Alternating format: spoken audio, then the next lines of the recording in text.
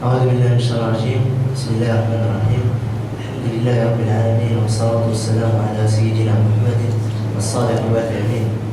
أيها الأخوة الكرام، أيها المؤمنون الصائمون، السلام عليكم ورحمة الله تعالى وبركاته. يسعدنا في هذا اليوم المبارك، يوم الجمعة، 6 أيام شهر رمضان المعظم من سنة 1435 هجري، الموافق الرابع من شهر جويلية 2014 ميلادي. يشرفنا أو يتشرف مصلى التهذيب بمدينة بعنابة باستضافة الأستاذ الحاج موسى بشير بن موسى لليوم الثاني ليقدم لنا درسا تحت عنوان المسؤولية الأخلاقية في العمل الاقتصادي. فليتفضل مشكورا. أعوذ بالله من الشيطان الرجيم. بسم الله الرحمن الرحيم. أشهد أن لا إله إلا الله وحده لا شريك له، أشهد أن سيدنا محمد صلى الله عليه وسلم عبده ورسوله ونما جاء به عند ربه. اللهم افتح لنا أبواب فضلك وأبواب علمك وأبواب حكمتك وأبواب مغفرتك وأبواب جنتك وادخلنا فيها وأعذنا من النار ومن الشيطان الرجيم. ربنا نعوذ بك من همزات الشياطين ونعوذ بك من يحضرون. اللهم أكرمنا بنور الفهم ونجنا من ظلمات الوهم يا ذا الجلال والإكرام. صلى اللهم وسلم وبارك على سيدنا محمد المرسلين. سبحان ربك رب العزة عما يصفون وسلام على المرسلين والحمد لله رب العالمين. أعوذ بالله من الشيطان الرجيم. بسم الله الرحمن الرحيم. الحمد لله رب العالمين، وصلى الله على سيدنا محمد وعلى آله وصحبه وسلم تسليما كثيرا. أما بعد، أيها الإخوة المؤمنون عمار بيت الله، الإخوة الصائمون، تقبل الله منا ومنكم الصيام والقيام وسائر الأعمال الصالحات. موضوعنا اليوم عنوانه المسؤولية الأخلاقية في العمل الاقتصادي، أو لنقل المسؤولية الدينية، لأن الأخلاق من صميم الدين، والأخلاق ثمرة الدين. ماشي يا مسلم قصنط، مكارم الأخلاق هي ثمرة العقيدة الصحيحة. يمكن أن نفصل بين الأخلاق وبين الدين. يعني احنا اعتبرنا الأخلاق بقشائلان يعني ثانوي أبدا، والرسول صلى الله عليه وسلم يقول إنما بعثت لأتمم مكارم الأخلاق. سغنيني المسؤولية الأخلاقية يعني بالتبع، يعني بالمعنى المسؤولية الدينية، وإنما المسؤولية الأخلاقية تشكل معنى رهيب وجاب. المسؤولية الأخلاقية في العمل الاقتصادي يعني ما الشرط صار عليك الحد يتمارس النشاط الاقتصادي مهما كان، سواء كانت تجارة، صناعة، أي كان، أنه يمارس يعني في إطار فردي وجماعي ماذا ينبغي أن يراعيه من الجانب الأخلاقي في عمله هذا الاقتصادي. أنه الاقتصاد، العمل الاقتصادي من تجارة وصناعة وما إلى ذلك، يعني جمع المال والاستكثار من المال، ليس إلا والتهمل بالتنصر بعد مدين. سوف نحاول إن شاء الله أن نجلي من خلال هذه المداخلة بعض من المظاهر التي تخل بالدين وتخل بالأخلاق في العمل الاقتصادي. وقبل ذلك نود أن نجينا النوع تسلط الضوء على السلوك الاقتصادي في الحضارة الغربية والسلوك الاقتصادي في الحضارة الإسلامية. طبعا هنالك منهجان، قلنا منهج الله سبحانه وتعالى، منهج الإسلام، وهو منهج متكامل ومنهج صالح لكل زمان ومكان. منهج الإسلام بالنسبة السلوك الاقتصادي، كيف يخص الإسلام إلى حتى غادي عادي يتعامل اقتصاديا، ما هي الأمور التي يجب أن نراعيها. ونيجي منهج الغرب، الحضارة الغربية التي حضارة الغرب إلا يعني وتجي الاعتبار للجانب الغيبي ولا للجانب الروحي ولا للجانب الديني. باختصار، السلوك الاقتصادي في الحضارة الغربية. يقول الدكتور راجا غارودي كان أوروبي أسلم انتبه في الإسلام. قال في إحدى محاضراته بعد إسلامه واصفا للحضارة الغربية إن بعد 5 قرون من هيمنة الغرب هيمنة لا يشاركه فيها أحد يمكننا تلخيص ميزانيته ب3 أرقام، الميزانية الاقتصادية. ففي عام 1982 مع حوالي 600 مليار دولار من الإنفاق على التسلح وضع ما يعادل 4 أطنان من المتفجرات على رأس كل ساكن من سكان الكوكب الأرضي. وبالمقابل من ذلك فقد مات في السنة نفسها 50 مليون نسمة في العالم الثالث بالمجاعة وسوء التغذية. لاحظت يعني كيف أن ينفق الأموال هذه التي تنفق في التسلح ومدة متمتة في العالم. لاحظت المنهج كيف يكون.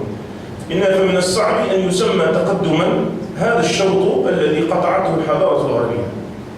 يعني إن من الصعب أن يسمى تقدم، يسمى تقدم أو حضارة نقص اعتبار صعب جدا، بحيث جعلت من الممكن فنيا ولأول مرة خلال 2 أو 3 ملايين سنة من الملحمة البشرية، يعني في الحياة الإنسان على وجه الأرض، من الممكن أو الحضارة الغربية من الممكن تحطيم كل أثر من آثار الحياة على الأرض. خاطر الله الله كان متفجرتني الشعب تشتكت الكرة الأرضية كلها تتدمر.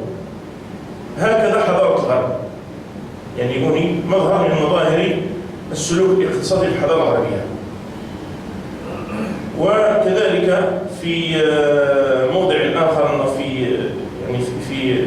في مجال آخر تشير بعض البحوث إلى أنه من السياسة الهمجية للرأسمالية.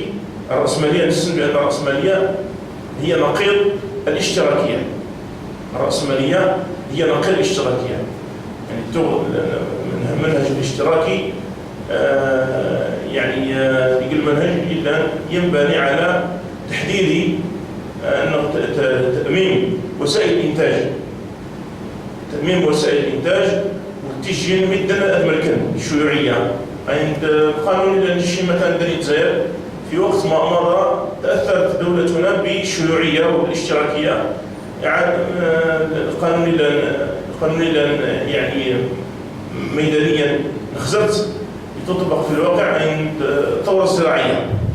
الثورة الزراعية سنتي موراي ميدن قال شوف حقات منك يقول كذا وكذا، يعني بتملك مثلا الإنسدايين يملك 10 ضوابي أسجل غربتك تبقى خاص تسنك يؤمن. هذا هو فلسفة يعني الفلسفة الاشتراكية والشيوعية، أنه لا شيء حدد يملك هذه ملك يغلب، أنت تفتيت الباقي هذه توش يؤمن يحدد الغلب.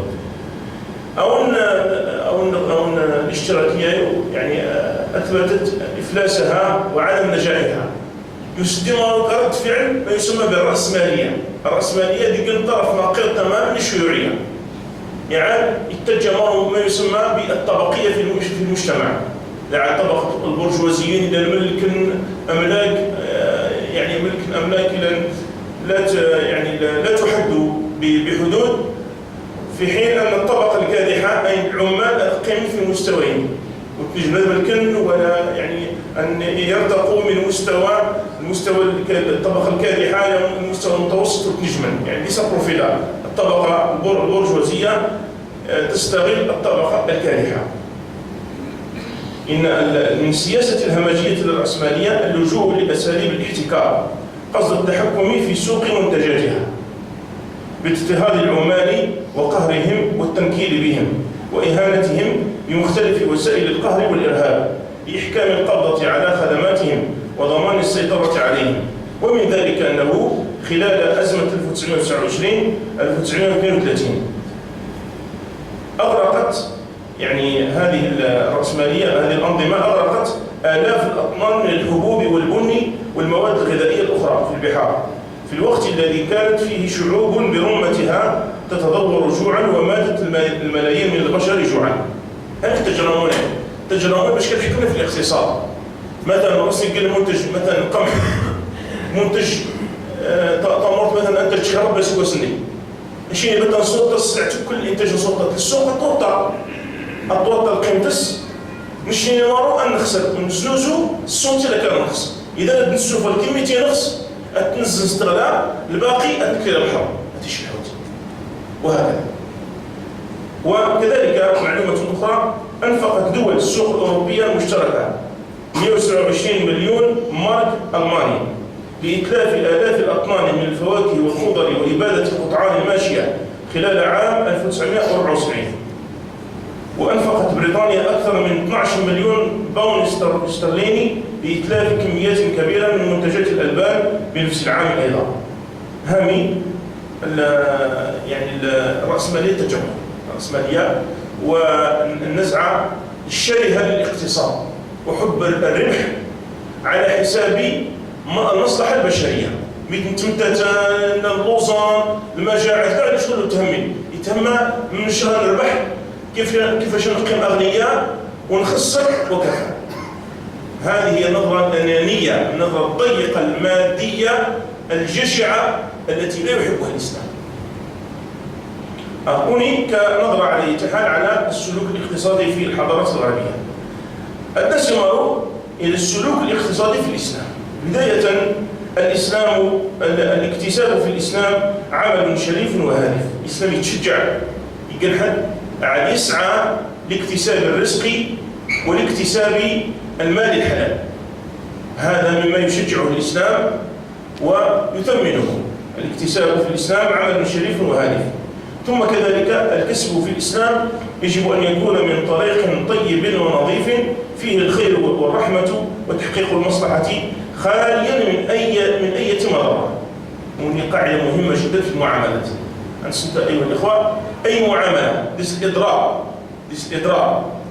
سيكون حد سيكون طرف نسن أوتوماتيكمون المعاملات تحرط. لأن من قواعد المعاملات من المعاملات أي عقد من عقود المعاملة سواء بيع وشراء نض الشركات نض إجارة تنبني على تحقيق مصلحة الطرفين. بالإضافة إلى ذلك يجب أن تكون خالية من أي مضرة. تعيد بس مصلحة من الطرفين ضيقة مستحدث مضرة عامة للآخرين. بالتالي صموني كذلك تعتبر هذه المعاملة ممنوعة. إذن الكسب في الإسلام يجب أن يكون من طريق طيب ونظيف فيه الخير والرحمة وتحقيق المصلحة خاليا من أي مضرة. ولذلك ورد النهي عن الغش والخديعة. نهى الشريعة عن الغش والخديعة. هذا يخلص الضرر. يمكن حد يغش يمكن حد في بيع في الشراء أنه يخدعه. كذلك ورد النهي عن الظلم عن طريق تطفيف الكيل والميزان. أن سرقة أموال غير واغتصابها أنه إلى رب العالمين يسمى هذا تنسقع أموره. يا أيها الذين آمنوا لا تأكلوا أموالكم بينكم بالباطل. أكل أموال الناس بالباطل. يعني بطريقة باطلة أي طريقة غير مشروعة فإن اكتساب المال من تلك الطريق حرام لا يجوز. أن كذلك أن نديس إشاعة الفاحشة. يعني ربما يقول حد أن يجي العمل اقتصادي الزبائن عادي بالنسبة لك ولكن يؤدي هذا العمل إلى إشاعة الفاحشة إلى إفساد أخلاق المسلمين. بدأوا يتخزر يعني بصفة مباشرة العمل ليش يسمونه بصح أكيد أنه بطريقة غير مباشرة يصل إلى إشاعة الفاحشة. يجوز مثلا أشياء تدعو إلى يعني إفساد أخلاق الشباب مثلا تدعو إلى كنشر أموري وما نجد أمثلة مرة ناس مظاهر لا نجد أمثلة فإن هذا يعتبر عمل منهي عنه في الإسلام. كل ما فيه مضرة فهو ممنوع في الإسلام وتستوي في ذلك المضرة الدينية والمضرة الدنيوية المادية. يعني منع المضرة قاعدة ينبني عليها الكسب المشروع في الإسلام. كل ما فيه مضرة فهو ممنوع في الإسلام وتستوي في ذلك المضرة الدينية والمضرة الدنيوية المادية.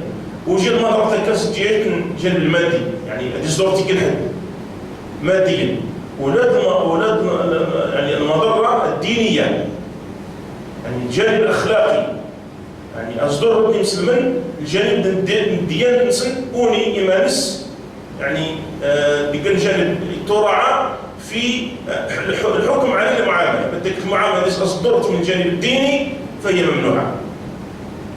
ونحن مخاطبون بالأمر القرآني الداعي إلى التعاون على البر والتقوى والناهي عن التعاون على الإثم والعدوان. مش إلى قال رب العالمين وتعاونوا على البر والتقوى ولا تعاونوا على الإثم والعدوان واتقوا الله إن الله شديد العقاب. هذه آية عامة لكن جميع المخاطبون بها. تعاونوا على البر والتقوى ولا تعاونوا على الإثم والعدوان. البر والتقوى ما فيه مصلحة، ما فيه خير، ما فيه منفعة، ولا تعاونوا على الإثم والعدوان مضرة، كل أنواع المضرات. يحذر الإسلام من الأنانية، يحذر الإسلام من الأنانية وهي المصلحة الفردية الضيقة. يعني الإسلام ينهاينا الأنانية، يطلع على مصلحة السخرس الفايدس الربحس ليس إلا واش يتهمي بعدهم مني بتا غنصار دورت مسلمان ودورت كاع واش يتهمي. علاش الإسلام يضطرنا أن نراعي المصلحة العامة وما يسمى بالنصح للمسلمين. الدين النصيحة مش في الحديث، الدين النصيحة. قلنا لمن يا رسول الله؟ قال لله ولرسوله ولكتابه ولأئمة المسلمين وعامتهم. النصح للمسلمين معناه مراعاة مصلحتهم. والخسر بنادم أكل مصلحة الشتين مهم كيفاش يدير بحال الشرق كشيرو الشرق سنتي كسر ويتهمي الدور مسلمان والدور كاع ويتهمي وني ليس من الإسلام في شيء. والضابط يوضحه النبي صلى الله عليه وسلم في قوله لا يؤمن أحدكم حتى يحب لأخيه ما يحب لنفسه. يعني هو حديث مهم جدا يتشرب الضابط إذا كان أنقاس غرس المعاملات والمواقفنا. لا يؤمن أحدكم حتى يحب لأخيه ما يحب لنفسه. يورد الأمور زنوزون في الميدان لكن بعض التجار يزنوزوا أكون السيد يقول أمور التغرب من استقنت نطوط تشنر مش حافظ أبدا نبغي بجراموني روح نمسوس تحدودنا حاز ما تفرّي. المهم أنت زيزم تفرّي شيء الخل البيت خلي اللذة باتك تعتقد أنه وني ساعتك تزنوزه يعني أخلاقيا ودينيا لا ينبغي تستعمل. هذاك تغشي دارشي ما كتزنوزه استيقاظ غافل يعني يسد السيارات الساتسة مستحيل غافل شتي دينيا واخلاقيا لا ترتضيه وتقبل تزنز حدود معناه راش انانيه تسيت في الريال الشرط ديالك على حساب ضميرك على حساب القيم الاخلاقيه الكتاب مسيست. لا يؤمن احدكم حتى يحب لاخيه ما يحب لنفسه. كان يعني مدن تصورات كاع يتنمون هذه ديما مجتمع المسلمين في انحدار وفي هويه ديما يجون نحو الانحدار. يعني ليش النصيحة ليش أرعى المصلحة ليش وطف نفوس أنت المشكلة. هذا إشكال أساسي في تعاملاتنا الاقتصادية. ويأمر الإسلام بالنصح ومراعاة ما فيه الخير وينهى عن الغش وكل ما فيه مضرة. أما يعني الحديث إلى النبي صلى الله عليه وسلم يوتي الدين النصيحة قلنا لمن؟ قال لله ولكتابه ولرسوله ولأئمة المسلمين وعامتهم. ويروي أبو هريرة أن النبي صلى الله عليه وسلم في مثال للغش والمضرة. يعني النبي صلى الله عليه وسلم شان المثال من خلال مواقفه يتبين لنا المسلم يزمد يكون ويقبل الغش والمضرة. أبو هريرة يروي أن النبي صلى الله عليه وسلم مر برجل يبيع طعاما فأدخل يده فيها فإذا هو مبلول فقال من غشنا فليس منا. النبي صلى الله عليه وسلم يزور السوق قال يجوز تعرفني من دي يعني تعرفني من دي طعام فأدخل يده يسيت فوس سيدي خزالي من دي وماشي جور قد يسبزج. طبعا لجنا تباين دي قور مسحوة ما يسبزج يبيت النبي صلى الله عليه وسلم يعني بزوج يسنس يبقى من ديني ناس من غشنا فليس منا. أيوة السن يعني وش يتغش في تعاملاتهم ولين المسلمين. الدسمين حتى دي صغير من ديالي والباس يقول أنا وجنا هو داي أنت أديوي وبعدين دي فغي بزج ربما هذه فساد ما كنشرع هذا غش لا يجوز. وكيحصل يتغش المسلمين ولين من جملة المسلمين يعني الصادقين. لا يعد مسلما يعني صادقا. المسلم الصادق الحقيقة أن الله لا يغش إخوانه بل ينصح. إذن هذه ربما ملامح السلوك الاقتصادي في الإسلام. معناها السلوك الاقتصادي في الإسلام ينبني على منع المضرة وعلى مراعاة المصلحة العامة. باختصار الأمور، منع المضرة ومراعاة المصلحة العامة. انظر اليوم إلى مجموعة من المظاهر، انظر إلى الميدان، يعني من باب يعني أن نسن إشكال بيلا نسن دا إشكال جدو أنشانس. مظاهر مضرة بالدين والأخلاق في العمل الاقتصادي. المظهر الأول سوء المعاملة والعشرة مع الخلطاء سواء كانوا أجراء أو شركاء. سوء المعاملة والعشرة مع الخلطاء يعني توني الظاهرة، يعني تلك الظاهرة للأسف يؤسف لها لجان الصلح جماعات كذا للعيان بملفات المنازعات من الشركاء والمتعاملين وبغي بعضهم على بعض. يعني تلقيت قدام العام خدمة مع بعض، قدام العام ربحا العالمي، يعني يفتحسن الربح بناء نكسبن أقداء أدي عدت من غان أنبورس العياذ بالله. إلا موجود أموال ربما ينسيبن 40 عام سنة كتحات 40 عام سيتو غندير الزاني تشن ديال شوالي عزمنا مع بعض بدنا نحاركت مع بعض خدمن غزل العوارض 40 عام خدمن مع بعض. يعلم الله بدا ربحن بدا كسبن بدا مناسبا يعني طوانس يحد وشوي حد ينسيبن أقداء فجال السياموني مليون زوج نحن كذا الشيطان في جلسة قيمة 8 غان في السنة كلشي في سنة. هذا ليس من الخلق الإسلامي والإخوة المؤمنون. أوني سي يعني الصفات يمسلنا على التجرم بسبب الدنيا أدمعادا أدمخصما ويبغي بعضهم على بعض. ورب سبحانه وتعالى يشرط حقيقته يعني مش كانت ولا إن رب العالمين وإن كثيرا من الخلطاء ليبغي بعضهم على بعض. الخلطاء يعني الشركاء المتعاشرون، وإن كثير من الخلطاء من الخلطة يعني حد يخلط مع حد. وإن كثير من الخلطاء لا يبغي بعضهم على بعض إلا الذين آمنوا وعملوا الصالحات وقليل ما هم. دروس إن الله الترغيب ما شاء الله العالمين لا تنسوا الفضل بينكم. معاشر نخدم من يعني نحرض مرة سقعت مع بعض مش ربما نسيبن الأقلاء أدم من غن. تولد مشكلة هذه هي ظاهرة يجب أن ندرسها 100 صراموني. يتعارض هذا مع التوجيهات الشرعية التي تدل عليه النصوص الآتية. يقول الرسول صلى الله عليه وسلم: المسلم سمح، المؤمن سمح إذا باع، سمح إذا اشترى. السماحة، المؤمن مطالب أن يكون سمح، يتصف بالسماحة في البيع وفي الشراء، يعني طبعا وفي الشركة والاختلاط في قضايا الأموال. ويقول النبي صلى الله عليه وسلم لعقبة بن عامر حين طلبه: أخبرني بفوائد الأعمال.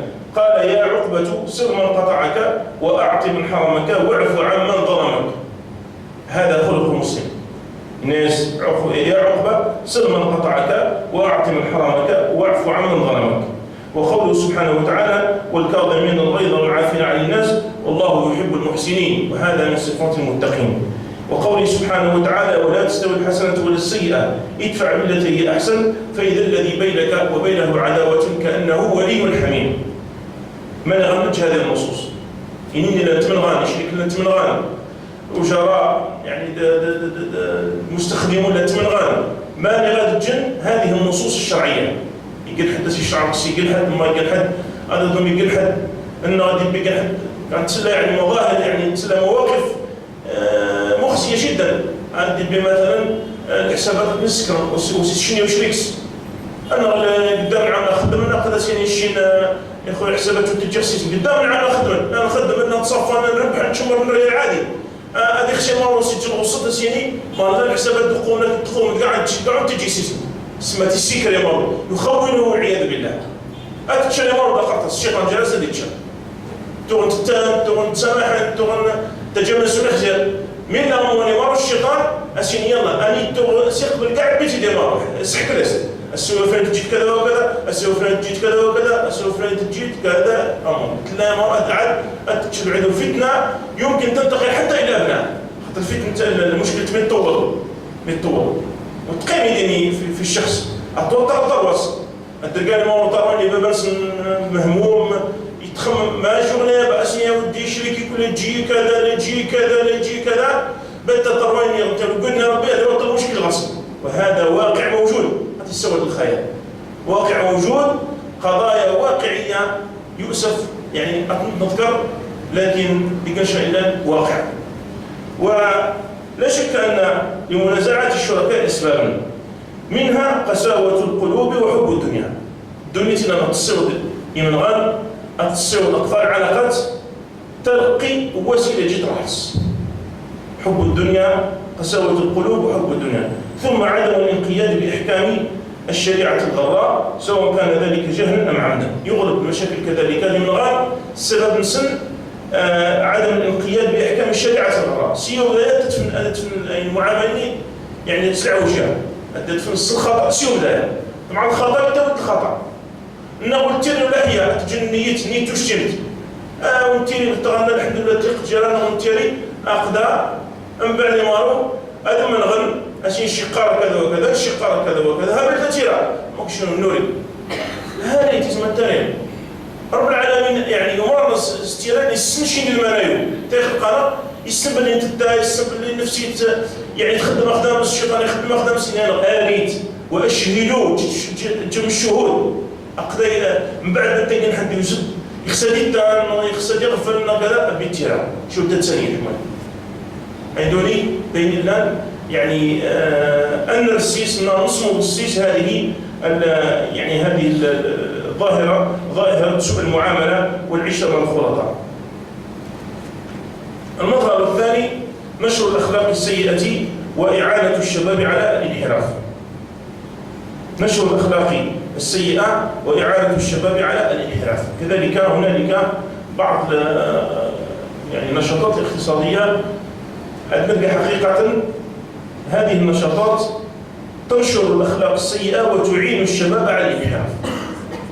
طبعا اللي قلنا جانب لا يمكن ان نهمل لا يمكن ان حد يخدم العمل الا يفسد الاخلاق يعني ينشر الاخلاق السيئه ويعين الشباب على الانحراف شنو يا اخويا شنو نسيت يا شنو ما تشرب شنو الحق تجي نحن انتم محلون وحالته تجي اختيار واحد ويتهمك اشراف ويتهمك الاشراف على من لا بدك حد يقارنوني الا يعني في اسلامه ازود ادعوه يعني أدعوت يفهم بد الإسلام كذا أزود أعود يفهم بد الإسلام الحقيقي وماذا يريد منه الإسلام مثلا يمكن حد يفتح محل بالإنترنت سيبر الثمن وش يتهمل يعني هنالك عدة أجهزة للدخول إلى يعني الشبكة العنكبوت الإنترنت وش يتهمل الشباب اللي لا يتكلم على موقع في البحث العلمي يتكلم في المعلومات انه يوجد في موقع اباحي والعياذ بالله افلام جنسيه وما الى ذلك دعس التنبيه. المهم بس ادي الشاب اللي هذا يخزن كونتور من لا يوض باش ياخذ هذا يخزن مش الوقت يستخدم التفصيل الاريال باش يتم ولا الحياه. طبعا اليوم الا نحن التجارمي الا يعين الشباب على الانحراف. ويعني عمليه مباشره على الاقل مثلا على الاقل قد يكون غش في الجهاز المركزي تراقبت يشتري تكون كمان لا خاطر المواقع الاباحيه لا بينت صعب التخصص السنه اللي ذكرنا والمواقع مثلا العدد المواقع ممنوعه في محلك مثلا اما خسرت كي نحن في المواقع غتفقدها ازوج السيول تنبه تنصحك مثلا اما يعني التنشيط السيول المهم الطفره ديال وني شقيك تعين على نشر الاخلاق السيئه وتعين الشباب على الانحراف. كذلك من حيث يعني الإخلال بالأخلاق الأسرية المحلات التي توجهت للطعام وللشراب محلات توجهت للطعام وللشراب مثلا محلات الأكل الخفيف والمطاعم من اللي يقول حد نعم وهي المشكلة تلك الحدة ديال المحل المطعم الأكل الخفيف هو مشكلة بصح يجب الانتباه خاصة صالح على المجتمع المجتمع ملتزم. المجتمع مثلا أجلسات في الإضافة صنع جويلية تسقيس حمو مشد تكروات مشد بدا روح وشي ديس البات اللي تسول السين في الإضافة صنع السين سمت وشوشين ريال أتتفضل ريال أستوجدني يخص ربما أنت متكلم في الصف يعني ولا يكون هذا يعني محفزا تفكر التين لا عدا ولينا بيسر الودينس. إذا يعني هذه المحلات أو هذه النشاطات تساعد الكثير من الشباب على الانحراف وعلى الماد لمدن يعني تسلعي جلس نتسمع أديس شباب الظن أديت يعني القربوتي 12 ونص الوحدة باش كديش بدوني لا راس غرسن لا راس عيد انتم ناس رجال ميدو سو شوديني رجال صغات الشم اساسا ما سيني لك كنعم لك يفرصوا عزام سيتي من زوج الاعزام ما ستو لا ستوجد سبشا كذا كذا ادي سيني كنعم انت بدي كنعم تو يدهميا مسمس قربوتي شويه 8 ريال الله اعلم 8 سيدو جالس ما بيسي كنحد ما ستمودا المعاشنا دي قيم لاحظتي ما هو الادخال الكفايه.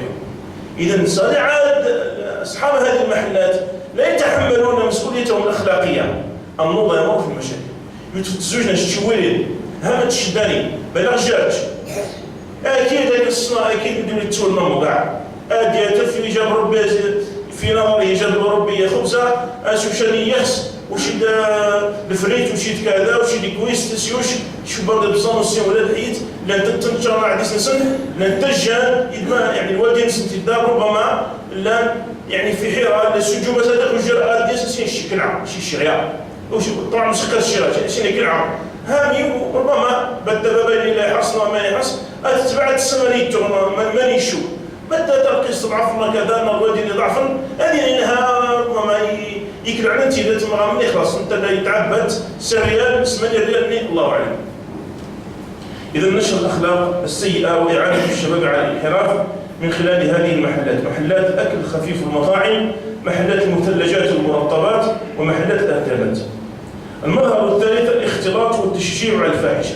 الاختلاط والتشجيع على الفاحشه ويظهر ذلك جليا فيما يلي: التعامل السافل مع النساء وذلك بالانكشاف للرجال والكلام غير الضروري.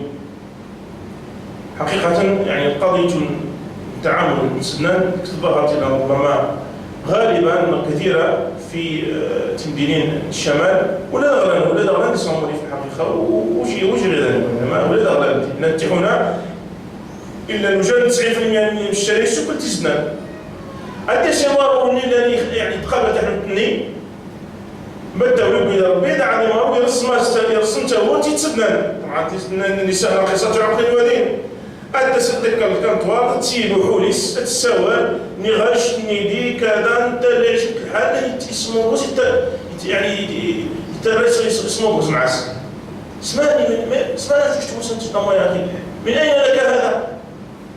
يعني تسوي معاك تنطط أجنبية يقول كلام غير ضروري أصلا أنت تنطط وش كيش تتحنوت أيش تقابل وجه الكنطوار يعني هو يمازك يسوى تنطط حرة حوليس وجد الشايلان يزهل وش اللي قشان يزهل أتبكري قانون يعني تنطط يعني تحنط نمزر بكري غنان التوغديس قلنا التوغديس يكتطاقت بسان سنان تنطط وتستحنط تنطط تدور تسمان تقتني أتبدينا السجم يبان المجال التعامل تقتني ليس إلا وتتفتحنط باب تحنط الجسد اللي يحمق تنطط وتتخسد أسين لاش كذا وكذا حمق مشيت كذا وكذا التدبير باش كيسو شغالنا تضيف السحور الدار باش انا عديت بان سفس ان دون الاخلاق الفاضله الاسلاميه اذا تحافظت على الدين انظموا فكيف بنا الناس شي مارو يعني او الاقتصاد او الشرع الاقتصادي الدنيا تتولى لنا انسي بكل شيء بكل الضوابط تسير نبغى انت تستنطط انت تفتحنوت انت كانطوا تسيب حويس تسول مع الجزء أسين انتهوا تقول ربنا ناقصة عقل ودين هاش تجي بتحلو ثلاثة هاش تجي بتا يعني ماشي الانكشاف والكلام غير الضروري. طبعا النتيجة هذه نتيجة لخروج المرأة من بيتها. السن بأنه الأصل في ديننا أن تنطق الأصل أن يكون مكوثها في البيت ولا تخرج إلا لضرورة. تنطق غدا غنفغ نساو نحيد الأسراموني تنطق غنفغ بين باباس بين يواس بين الزوجس بين الجيرانس بين وعميس بين تعشيرتس ضموني ضمون توش تفرو برك من خصك تفرو لا انت كاع إن كان ولا بد تفرو الأمر ضروري جدا تخو تيزنان تفرنت أي كان تيزنان إلا أنت عقلتها وقرات العمر يا وجيت والعينة تفرنت تقولنا لن تسابقنت لن تساومنت لن يعني تخرج انتجازا هذا سوف تكون منه مضرة كثيرة جدا مضرة كثيرة جدا. كذلك يظهر ذلك في ظاهرة طواف الرجال لتوزيع بعض الأشغال في البيوت. كذلك ظهرت يعني تغزونا أنا أنصح تعبير لنا هوني نحن لا نعارض أن يكون العمل في البيوت يعني العائلة تدار تخدم لوجين السمان وجد مشكلته لا إشكال فيها ولكن الإشكال في الطريقة الأصل أن أخدام لو يعني أخدام اللوزين قد يكون التعامل عن طريق الرجال يرجز معي يرجز نضمني أرجز بمتدار نتزوج لي أخدام مين وش تخدمني نتزوج تيوي اللوزين ما غاس تمشي مسؤول للوزين وهكذا وتدي سرجز براني أجنبي يدور في الدار أما سوس هذه صونا أستوى تمطط حموليك أخذ الوجد حموك الشاني شو بطل نخصن كذا عندك أموني تاع أو الكونتاكتو سوف يعني يكون منه بلاء عظيم وقد وقع هذا يقوس كما يروى أنه يكمل لوزين يسوى نجر واخدم يوديك تدات يسونا جو بس تمطط تدات ناس حما كنا أخدم له الوجد هذا هو الوجد هذه تجربة والناس ماشيتنا تفسد والسنة وين لو نسولني قال ماذا يعني ماشيتو تخزر ناس يخزرت يتفت الدات يعني للأسف شيء من أول تدات إذا كان ضبط نية في الدات وكان أن يقع ما لا تحمد العقبة الجاز الأجنبي الذي يتفت الدات تستنطط وحدث يعني بين الضوابط الشريعة هامي الدوني الترنع الريال لوزين أخدم أنتو تزرموني أنت قاعد ضابط الشريعة أنت موليك التعامل نحن لا نعارض هذا الأمر يعني القاعة أو طفو أخدام تدار لكن بشرط أن يكون يعني التعامل المباشر مع الرجال باب تدار مع باب اللوزين تنطط وتتفقع حساب وتنيغوسي وتتفريال انت تعال في درجة ثانية لكن التعامل المباشر قد يوقع عوجز نعم بالتوهو يعني لكن نخص المظاهر لكن نخص المواقف وسوف ازديغا نسل نخسر. مما يظهر كذلك هذا جليل فيه استعمال المجسمات الخليعة لعرض الملابس. استعمال المجسمات الخليعة لعرض الملابس كذلك ظهرت في الحقيقة الجوترني يعني أين اسمها السقامات لما كاين يستعمل إلا يعني اسمها تظهر العورات صح التعبير وتظهر المفاتن الداخلية.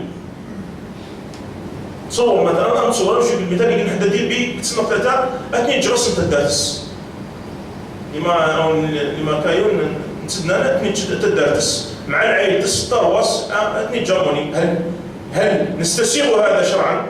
هل هذا يدعو إلى يعني الحياة؟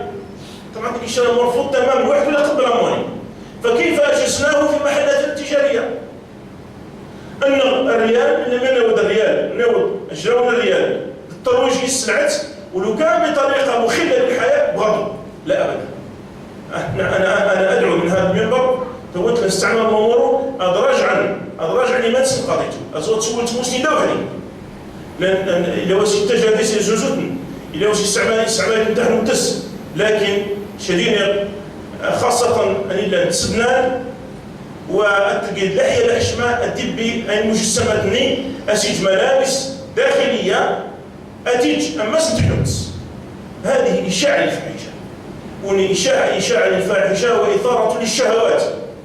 يعني المجتمع يسمونه الإصلاح الصومي. الأصل الملابس الداخلية أكل يعني تعلقن ولا تظهر بالتالي حد يكلم يعني يبان بطريقة الله هذه يسخص الأمور وجي يعني من ديك الشيء يخل بالحياة ويدعو يعني ويثير الشهوات وما إلى ذلك.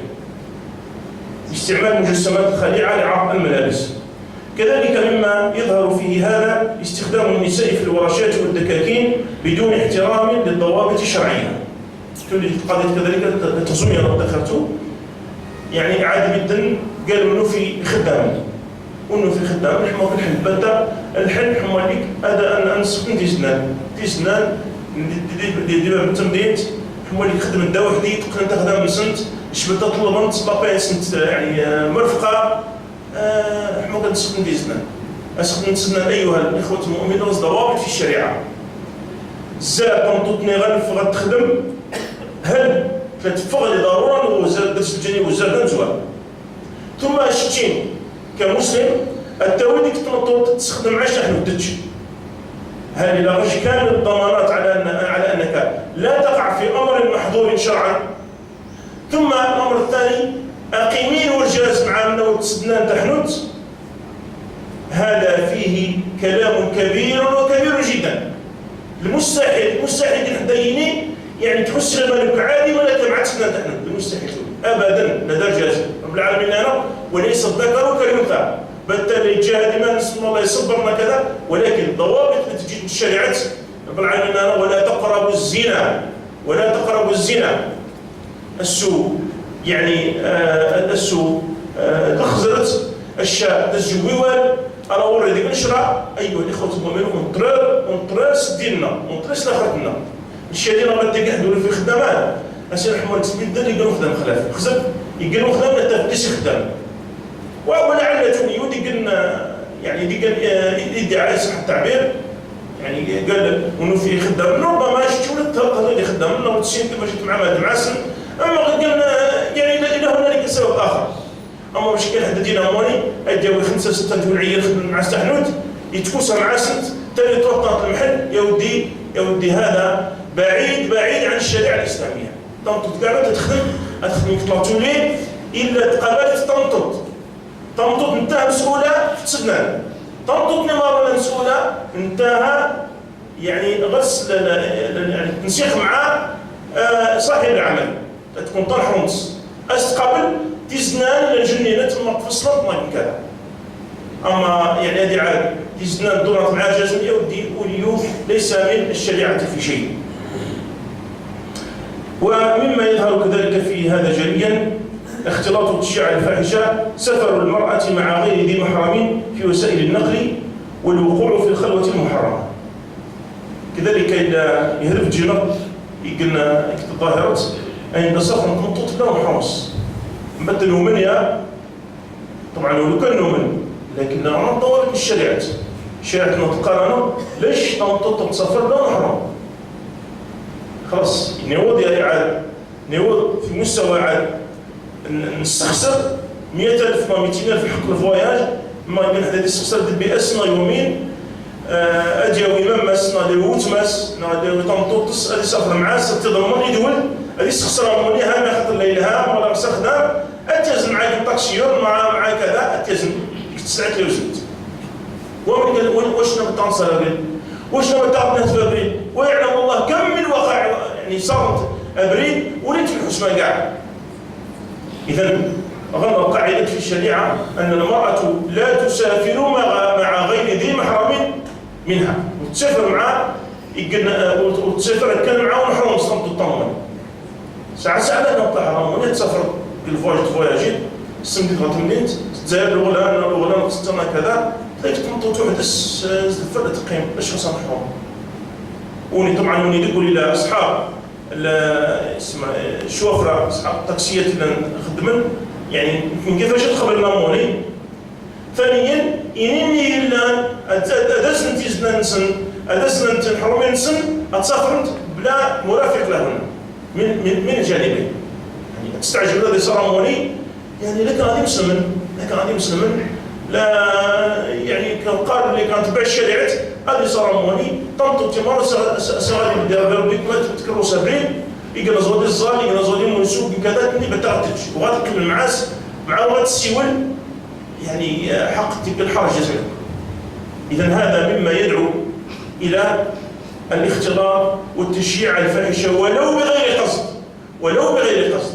يدعى المؤمن يدعى المؤمن حب الدنيا لا ونينا لا تدخل بسط يعني أنتوني وطنطو شخص محروم باش تصيبه يترضون تمسك أن ونينا لا تزن طنطو تص يقلنا معاه الطاكسي أتيزن ولا يزوى معاس ما يخسر كنسيطر وصل إذا معاس يخلص الفواياج يسمح ديك واسنا يومين باش كتضمن طنطو تضمن السودان من تضع غنديس التصوت يعني بطريقة شرعية. هذه يقول المصروف النيل يقول يضيع وسني في نظره كل هذا يعني يتف في حب الدنيا.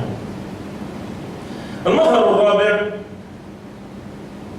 أنه دني باقي المظهر الثالث الاختلاط والتشيع على الفاحشة من مظاهره ما يعني اللي يظهر في هذا جليا دخول المرأة على الطبيب بدون محرم ودخول الرجل على الطبيبة بدون محرم. نسن ونتشرعت لكن الواقع ولا تصرمون نسن بأنه في الشريعة تنطط والتيتف فوت بير أكان بتا إلا مع سنحوص تنطط أتزور بير باش كتداوى أصل تنطط تداوى تنطط أصلا موني هذا هو الأصل. لكن متى وتشوفي أتزور دواء أرجاز أطبيب درجاز التوي معاه سنحوص هذا هو الأصل.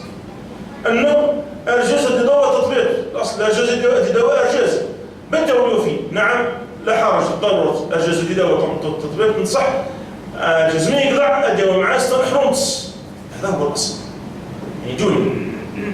وهنالك وقائع كثيرة صارت يعني نحكي ولا شان سنداني هامي أخاطر توقع الخلوة المحرمة سبحان الله أرجاز تنطط من لاقان وهما أجنبيان وللي نحرم بعضهم أجنبيان في الكثير توقع ما لا تحمد العقبة في الكثير تطلق في الفاحشة يتصرمون. ولو كان تطبيب أهم يطبيب ما تطبيب إلا معصومنا ولا معصوم. وكم من حوادث النار صارت نحكي ووجدت ناني المقام نسنت. المظهر الرابع ظلم الجيران من المظاهر المضرة بالدين والأخلاق في العمل الاقتصادي ظلم الجيران. ومثال ذلك إقامة نشاط صناعي بين حي سكني يعني نسمى بأنه طبعا لا ضرر ولا ضرار في الإسلام يعني قاعدة عامة لا ضرر ولا ضرار.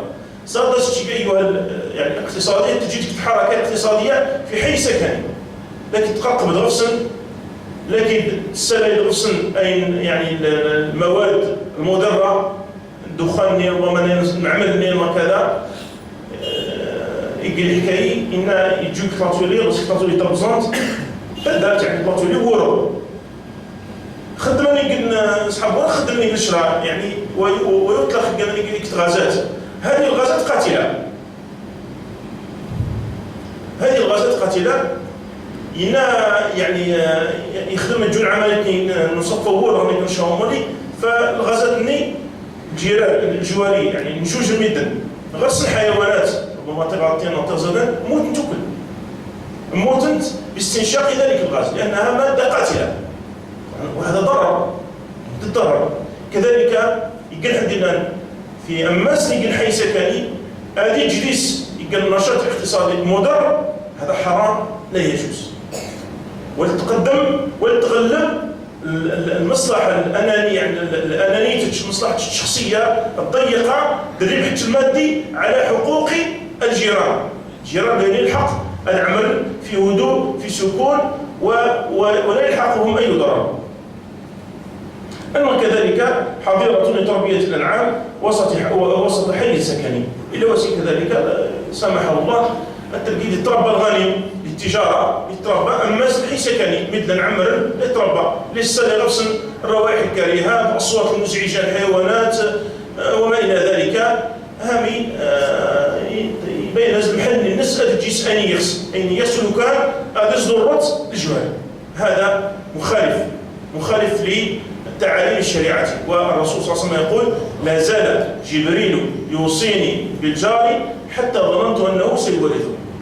لا زال جبريل يوصيني بالجار حتى ظننت أنه سيورثه. وفي حديث آخر: من كان يؤمن بالله واليوم الآخر فليحسن إلى جاره. وجي وتزور بركة، يعني وتزور مفهوم منه يحسن غزة أحسن الرجال، يعني الإحسان وجان القتل الضرر، فليحسن إلى جاره. المظهر الخامس: إفساد السلع وتلويث البيئة والمحيط بالتصنيع المغشوش. إفساد السلع وتلويث البيئة والمحيط بالتصنيع المغشوش. الظاهرة يعني السلع نجوطة بس تسمى يصح التعبير، يعني الصناعة الرائجة الجشعة إلا أغلقت السوق بكل أنواع السلع الرخيصة، إلا تراعي يعني سلعتني كيفاش تجور السوق تمعانات وتهمني التجرموني المصلحة تميدا يعني والجانب الصحي لهم. ويظهر ذلك جليا في التنافس اللامتناهي في إغراق السوق بشتى صنوف السلع مع الحرص على رخص أثمانها بسبب تصنيعها المغشوش ورداءة نوعيتها. لم يراعى فيه مصلحة المستهلك بقدر النظر إلى ما يحقق نفاذ المنتوج والسيطرة على السوق، ما نتج عنه مضرة المستهلك وتلوث البيئة بكثرة النفايات والبقايا والمخلفات وانتشار الأوساخ بصفة مشوهة. يعني إلى الحكام تود لأن تنبورت تسعة شيني أتزود لاشين مثلا أتزود لاشين أسين خصك تسلع تنتونيو من الساعة خص شو مطيحة قاع شو مطيحة شيني حماك شكل ما يتخص قاع أو ديال الله مثلا من 10,000 شي شخدم ما في فرق أشخدم ما في فرق أنت تأخذ ندوزات كذا شي تخدم بلاصتي كنا أجي فكر يعني واستهمي أسي استخدم يعني تيجي يجي تخاطي تلا مغشوشة مس ماشي استما جوطابو هذه يخدم مرتين ثلاثة ضبع أسي يخدم مارو صارت تاخذ الكونتونير نص سلعته ياك صير على شهر أنا كونتونير نص وكلها تدور بنفايات اوتوماتيكمون وكلها تدور بنفايات وهكذا ويتجاوز سلعته تجاوز سمورام ويتجرموا عينهم ويتجرموني هذه عاد يعني أسجن 99% السلع عن السوق مادام تلاشين مادام ترخصت 90% من السلع عن السوق كل لا ندب ولا نتد النفايات في يعني في وقت قياسي سكن 10 شهرين أين لي كونتونير كل بدون النفايات. وفي هذا مضرة بصحة البشر وتلويث للبيئة وللي تراعى يعني المصلحة المستهلك بقدر ما يتراعى أن لا نحقق نفاذ المنتوج. المهم الدولة تستطيع أن تنزل هذه خطر ترخص ونسيطر بها على السوق. طبعا لا السلعة ترخص أعطيك للسوق يسيطر على السوق خاطر السلعة ترخص قاعد تبقى في السوق وهذا ينتج عنه مضرة المستهلك المستهلك مضرة من حيث الجانب الاقتصادي وتلوث البيئة بكثرة النفايات والبقايا والمخلفات وانتشار الأوساخ بصفة مشوهة. إذا هو جانب يعني أخلاقي وديني في هذا المجال إلا أهمل ولم يراعى. إفساد السلع وتلويث البيئة والمحيط بالتصنيع المغشوش. المظهر السادس والأخير عدم احترام الشعائر الدينية. كثيرا من نشاطاتنا الاقتصادية ونلي نتراعى احترام الشعائر الدينية وتعظيم حرمات الله إن شاء السماوات ومن يعظم شعائر الله فإنها من تقوى القلوب ونتعظم شعائر رب العالمين. وأبرز ما يظهر فيه هذا الأمر تحويل شهر رمضان إلى موسم اقتصادي رائج وسوق ربحية نافعة. والحال أن الله تعالى جعل رمضان شهرا للاغتنام من صنوف العبادات والقربات وتربية النفس على التقوى لنيل مغفرة الله ورضوانه. مثلا أسف الشديد يسلمن رمضان رب العالمين جزم الفرصة نفس الناس الخير يعني يتقربون فيه الله بأنواع القربات وصنوف الطاعات يغل المسلمين يغل السنة دينا أكثر نسن القرار لن تجعل رمضان مناسبة نو بزنس رمضان ضافير نو خدام بشهرين يعني نتخزن الريال عندوني عكس القضية تماما في عودة جاينا يعني يحصل فيها عن التقوى يعد الله سبحانه القرآن يتزلي كذا تمجيدا وما إلى ذلك تلقي تمجيدا مقيم يمضى مضام دور كان اللون اللي الهم السكر إلا التجارة. والأدهى والأمر الذي يوصف له أكثر تحويل العشر الأواخر من رمضان إلى جو معاكس تماما لمقصد رمضان عزوفا عن المساجد وتقصيرا في جنب الله وفرصة للاختلاط الفظيع بين الرجال والنساء.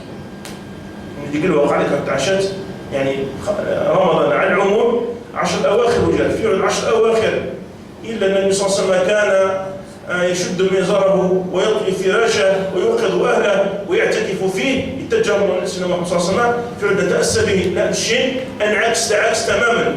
رمضان كان تعكس من 10 أواخر انعكس جاء يعني أن نقصر في جنب الله ونعزف عن المساجد ونقلل من ذكر الله وأتنج فرصة من خلال التجارة الاختلاط الفظيع بين الرجال والنساء خاصة من سن العدة الله يستر يعني تقع والعياذ بالله في هذا الأمر هامي خطر المادة والعياذ بالله لا تهنى المادة لا تخاف لهم.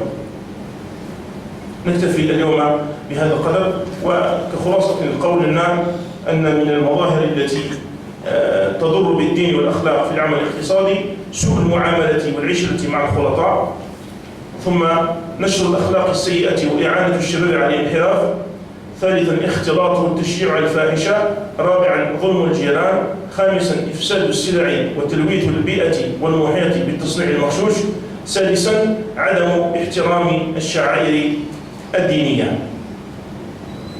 ولعل من المفيد أن نختم يعني هذا الدرس بقلب حوار يجيد سماحة الشيخ أحمد الخليلي يتبين ديس السلوك الاقتصادي في الإسلام. وشي ناس ديك الوفد من نصارى الشيخ خليل العلماء النصارى يزعلك على هامشي يعني قلنا المؤتمر يسول عن مشكلة الفقر في العالم.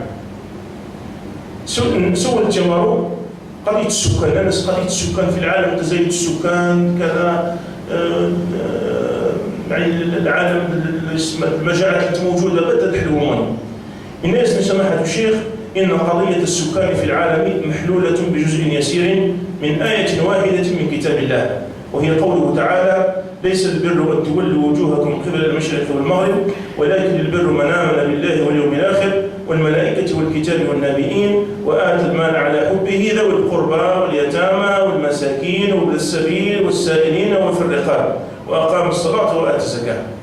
إذا وفصلت له المراد من هذه الآية الكريمة وبينت له أن هذه الآية لو طبقت بحذافيرها أو لو طبق هذا الجزء المتعلق من الناحية الاقتصادية في هذا العالم لما كان بين الناس جائع، ولو طبق أمر الله تعالى وأخذ بهذه المبادئ مبادئ الرحمة والخير والعطف والشفقة التي جاء بها الإسلام لما كان بين الناس جائع ولا عار ولا من لا مأوى له. وقلت له لو أردنا أن ندخل في تفاصيل ذلك فإننا ننظر إلى 4 أمور. الأمر الأول: كم ينفق في العالم في سباق التسلح بين الدول لا سيما الدول الكبرى؟ كم من مليارات بل من أرقام تفوق المليارات تنفق في هذا السياق في العالم؟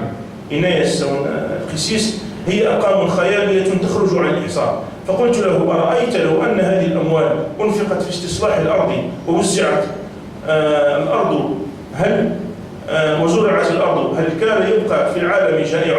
قال لا. ثانيا: كم يحرق من أطنان القمح وسائر الحبوب من أجل المحافظة على سعر هذه الحبوب في العالم؟ قال أيضا هذه أرقام خيالية. وأضاف هو قال وبجانب ذلك تهرق بحيرات من الألبان لأجل المحافظة على سعة الألبان.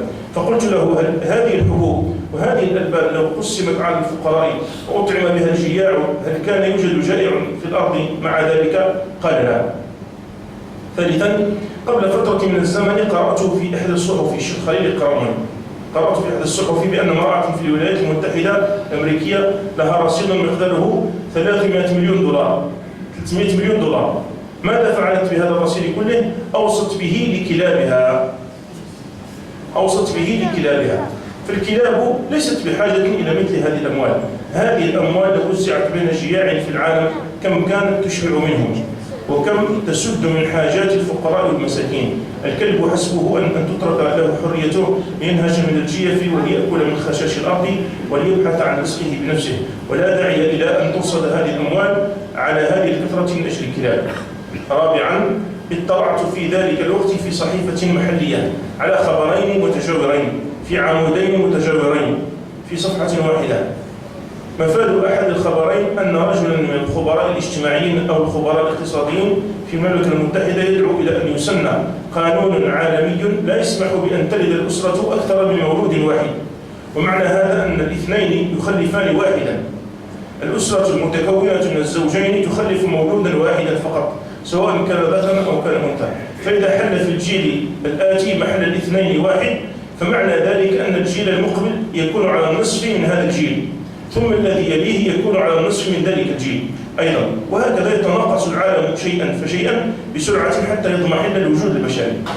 في مقابل هذا الخبر خبر آخر عن أغنى كلب في العالم.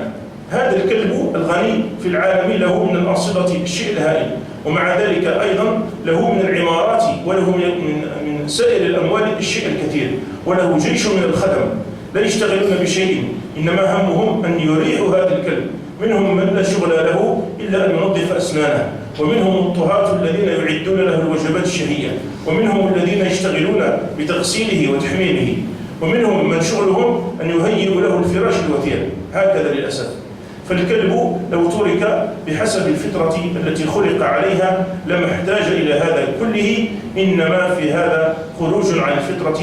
فهذه الأموال لو أنفقت في سد حاجات الفقراء والمساكين لأغنت عددا هائلا منهم. انتهى كلام الشيخ خليل حفظه الله. إذن بهذا أيها الإخوة إن شاء الله نكون قد أخذنا نظرة ولو عامة تقريبية عن منهج الإسلام أو عن السلوك الاقتصادي في الإسلام، وكيف أن الإسلام ينبني على الخير وعلى الرحمة وعلى مراعاة المصلحة وعلى تحقيق مصلحة الدين وعلى دفع المضرة الدينية والدنيوية. نسأل الله سبحانه وتعالى أن يوفقنا لكل خير ومن رشدنا إنه سميع مجيب. الحمد لله رب العالمين. في ختام هذه المداخلة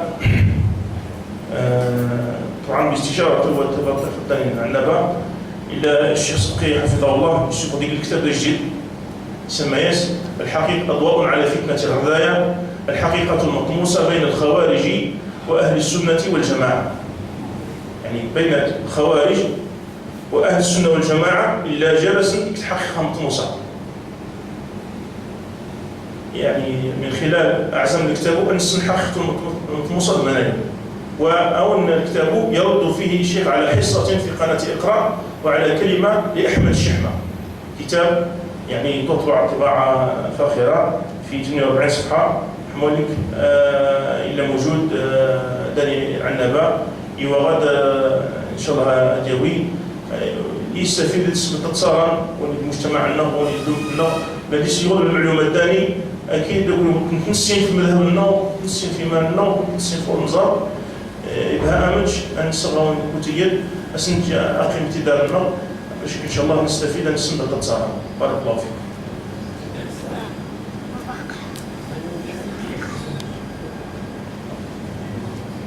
باسمكم جميعا أيها الإخوة الكرام نشكر فضيلة الأستاذ الحاج موسى بشير بن موسى.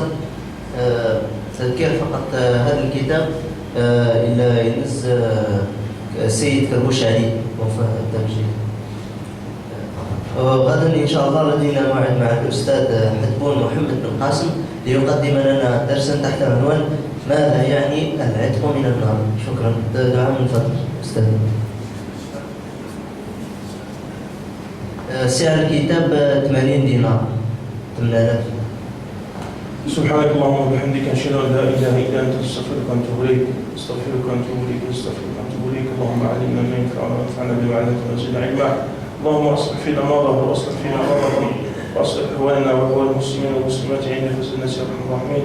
غفرانك ربنا واليك المصير ولا حول ولا قوه الا بالله العلي العظيم. صلى الله وسلم وبارك على سيدنا محمد خاتم المرسلين. سبحان ربك رب العزه عما يصفون وسلام على المرسلين والحمد لله رب العالمين.